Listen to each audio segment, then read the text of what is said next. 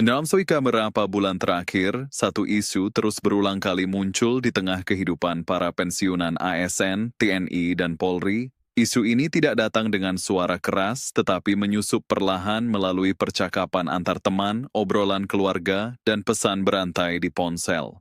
Isunya terdengar sederhana, namun dampaknya besar. Kabar bahwa gaji pensiunan akan dirapel selama 6 bulan, dari Juni hingga Desember 2025, bahkan disertai cerita tentang kenaikan hingga 12%. Bagi sebagian orang, kabar ini menghadirkan harapan. Bagi yang lain justru memunculkan kegelisahan. Karena di balik setiap rupiah gaji pensiun, tersimpan perencanaan hidup, kesehatan, dan masa depan keluarga. Banyak idem pensiunan yang hidupnya sangat bergantung pada kepastian gaji bulanan. Ada yang menggunakannya untuk kebutuhan sehari-hari, ada yang menyisihkan untuk obat rutin, ada pula yang membantu anak dan cucu. Ketika kabar rapel dan kenaikan gaji ini beredar, tidak sedikit yang mulai berhitung ulang. Seorang pensiunan ASN di Jawa Tengah misalnya, mengaku sempat menunda pembayaran cicilan kecil karena berharap dana rapel akan datang. Di tempat lain, seorang purnawirawan Polri mengatakan ia hampir menggunakan tabungan daruratnya karena mengira akan ada tambahan dana di akhir tahun. Cerita-cerita ini menunjukkan bahwa isu gaji pensiun bukan sekadar berita, melainkan sesuatu yang benar-benar menyentuh kehidupan nyata.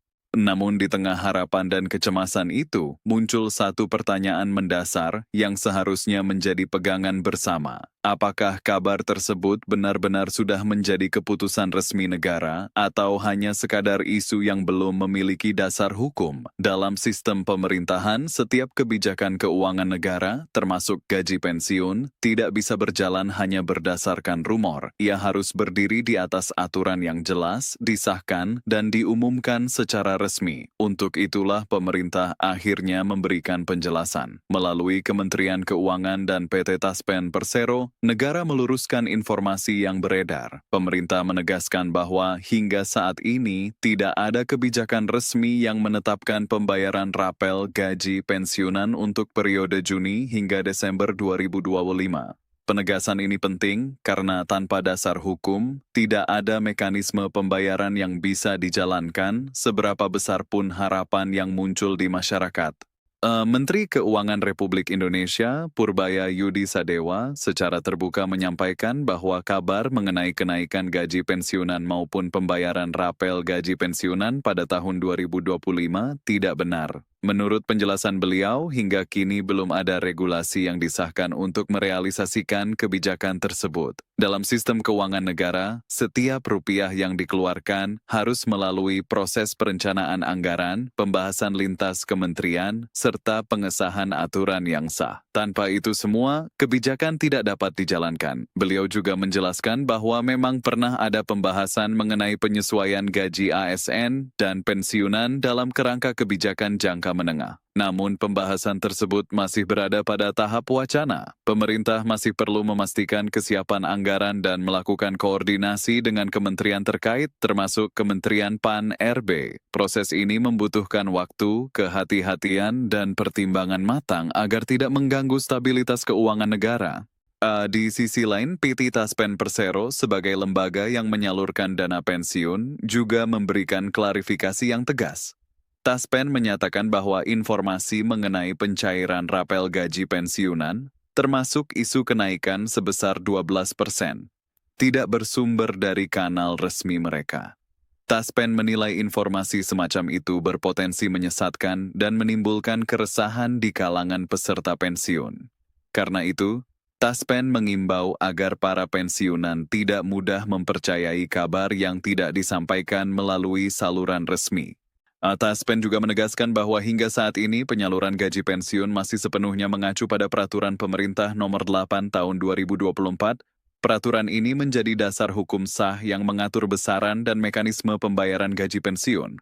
Artinya, nominal gaji yang diterima oleh para pensiunan saat ini masih sama dengan penyesuaian yang berlaku sejak 1 Januari 2024 dan tetap berlaku hingga 25 Desember.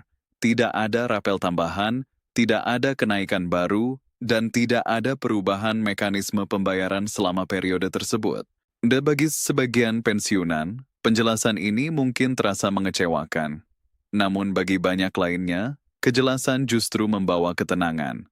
Seorang pensiunan guru di Sumatera Barat mengatakan bahwa meskipun ia berharap ada kenaikan, ia lebih memilih kepastian daripada janji yang belum tentu terwujud. Baginya, mengetahui kondisi sebenarnya membantu ia mengatur pengeluaran dengan lebih realistis. Cerita serupa juga datang dari seorang pensiunan TNI di Sulawesi, yang mengaku lebih tenang setelah mengetahui bahwa tidak ada perubahan mendadak yang harus diantisipasi. Untuk mendisebut demi kondisi saat ini, penting juga melihat secara jelas bagaimana struktur gaji pensiun yang berlaku. Gaji pensiun ASN dibayarkan berdasarkan golongan terakhir sebelum purna tugas, mulai dari golongan I hingga golongan I5. Besaran tertinggi berada pada golongan IV dengan nominal sekitar 4,9 juta per bulan. Golongan lainnya menerima sesuai masa kerja dan pangkat terakhir masing-masing. Nominal ini merupakan gaji pokok yang dibayarkan secara rutin setiap bulan. Dan selain gaji pokok, para pensiunan juga menerima 3 jenis tunjangan yang melekat. Tunjangan pertama adalah tunjangan pasangan, baik suami maupun istri, sebesar 10% dari gaji pokok pensiun. Tunjangan ini menjadi bentuk dukungan negara terhadap keberlangsungan kehidupan rumah tangga pensiunan.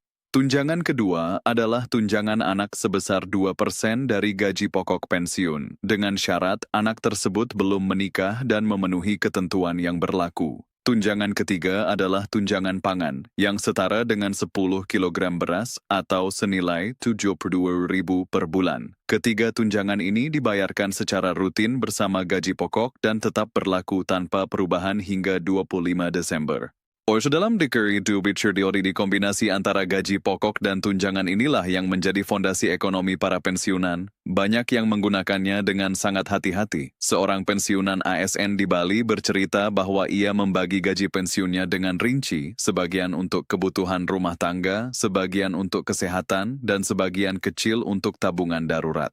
Ketika mendengar isu rapel, ia sempat tergoda untuk mengubah rencana tersebut. Namun akhirnya memilih tetap berpegang pada pola lama setelah memahami penjelasan resmi. Pendapat para pensiunan pun beragam. Ada yang merasa bahwa pemerintah seharusnya lebih sering menyesuaikan gaji pensiun agar sejalan dengan kenaikan biaya hidup. Ada pula yang memahami bahwa kebijakan semacam itu tidak bisa dilakukan sembarangan. Mereka menyadari bahwa negara harus menyeimbangkan antara kesejahteraan pensiunan dan kemampuan anggaran. Diskusi-diskusi seperti ini sering muncul di pertemuan pensiunan, menunjukkan bahwa para purna bakti tetap peduli dan mengikuti perkembangan kebijakan negara. Pengamat kebijakan publik juga sering menekankan pentingnya literasi informasi di kalangan masyarakat, termasuk pensiunan.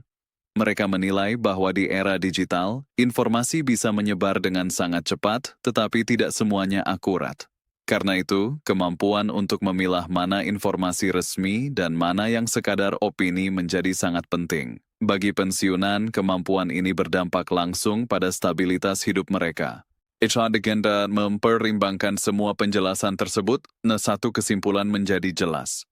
Hingga 25 Desember, tidak ada kebijakan resmi mengenai pembayaran rapel gaji pensiunan maupun kenaikan sebesar 12%. Semua pembayaran gaji dan tunjangan masih berjalan sesuai aturan yang berlaku, yaitu PP nomor 8 tahun 2024. Setiap perubahan di masa depan hanya akan terjadi jika ada regulasi baru yang disahkan dan diumumkan secara resmi oleh pemerintah. Kejelasan ini diharapkan dapat membantu para pensiunan untuk kembali menyusun rencana hidup dengan lebih tenang dan realistis. Masa pensiun adalah fase kehidupan yang seharusnya dijalani dengan ketentraman, bukan dengan kecemasan akibat informasi yang tidak pasti. Dengan memahami kondisi yang sebenarnya, para pensiunan dapat membuat keputusan yang lebih bijak, baik dalam hal keuangan, kesehatan, maupun kehidupan keluarga. Pada akhirnya, meskipun harapan akan adanya peningkatan kesejahteraan selalu ada, kepastian hukum dan kejelasan informasi tetap menjadi yang utama. Dengan izin Allah, semoga para pensiunan di seluruh Indonesia senantiasa diberikan kesehatan, ketabahan, dan kecukupan dalam menjalani hari-hari mereka. Dan semoga setiap kebijakan yang diambil negara ke depan benar-benar membawa manfaat bagi mereka yang telah mengabdikan hidupnya untuk bangsa dan negara.